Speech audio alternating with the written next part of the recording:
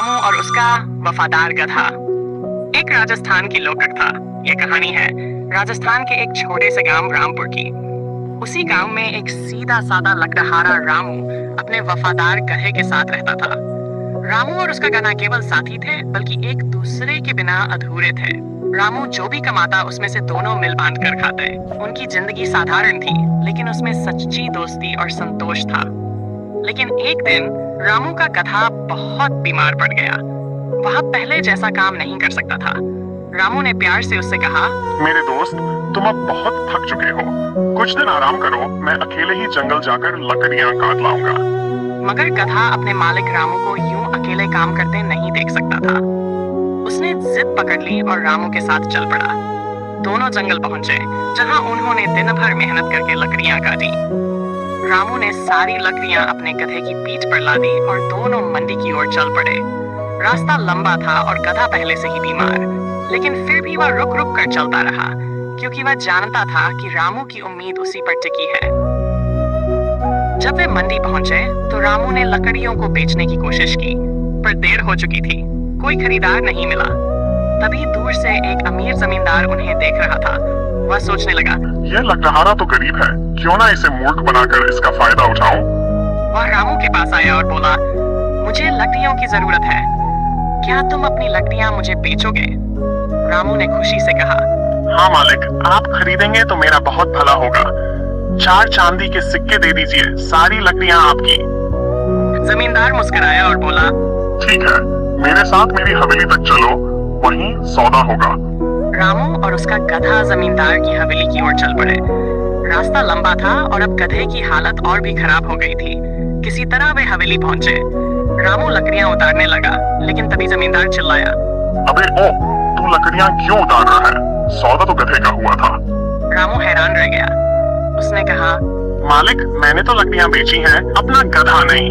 ये मेरा साथी है, मेरा सहारा है, इसे मत छीनिए, ये मेरे जीवन का हिस्सा है। लेकिन जमींदार ने उसकी एक न सुनी। 4 सिक्के उसके हाथ में थमाए और गधे को जबरन अंदर ले गया। रामू निराश, थका और टूटा हुआ वहां से बाहर निकल आया।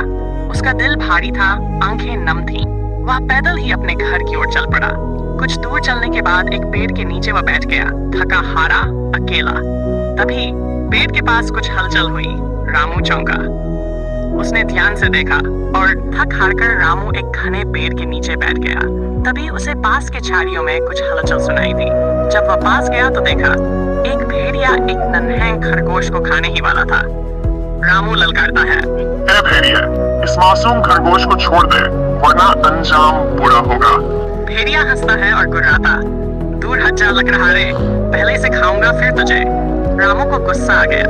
उसने अपनी कुल्हाड़ी निकाली और भेड़िए की ओर बढ़ा। कुल्हाड़ी देखकर भेड़िया डर गया और भाग खड़ा हुआ। जैसे ही भेड़िया भागा, उस खरगोश के चारों ओर तेज रोशनी फैली और वह एक जादुई परी में बदल गया। रामू चकित रह गया। परी मुस्कुराकर बोली, डरो मत रामू, मैं परीलोक से आई हूँ। मैं एक दिन धरती की सैर पर निकली और खरगोश का रूप धर लिया। तभी वह भेड़िया मुझे खाने वाला था, लेकिन तुमने मुझे बचा लिया। मैं तुम्हारी बहादुरी से बहुत प्रभावित हूँ। मांगो, क्या वरदान चाहोगे? रामू ने झुककर कहा, मुझे कुछ नहीं चाहिए देवी, बस मेरा गधा वापस चाहिए। वो मेरा एकमात्र साथी था, जिसे जमींदार ने मुझसे छीन लिया।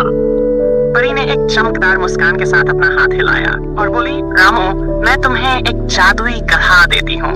ये देखने में तुम्हारे पुराने गधे जैसा ही है, पर जरूरत पड़ने पर यह एक शेर का रूप ले लेगा। आप जाकर उस जमींदार को सबक सिखाओ।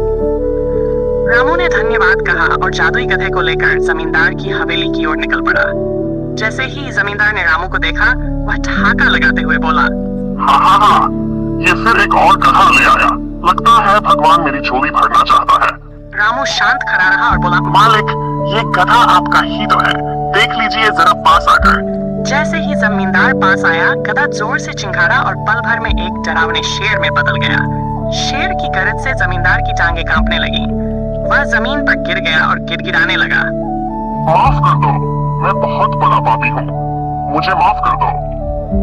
अब समझ में आया क्या होता है जब किसी गरीब का हक छीना जाता है। शेर वापस गधे में बदल गया। जमींदार ने रामू से क्षमा मांगी और उसका पुराना गधा भी लौटा दिया। रामू 2 गधों के साथ अपने गांव लौट आया। एक असली और एक जादुई। अब वह न केवल गांव का लकड़हारा था, बल्कि एक बहादुर हीरो बन चुका था, जिसकी कहानी हर बच्चे को सुनाई जाती थी। कभी किसी ईमानदार और नेक इंसान का हक मत छीनो और ना ही उसकी मजबूरी का फायदा उठाओ, वरना न्याय कहीं न कहीं किसी न किसी रूप में जरूर आता है।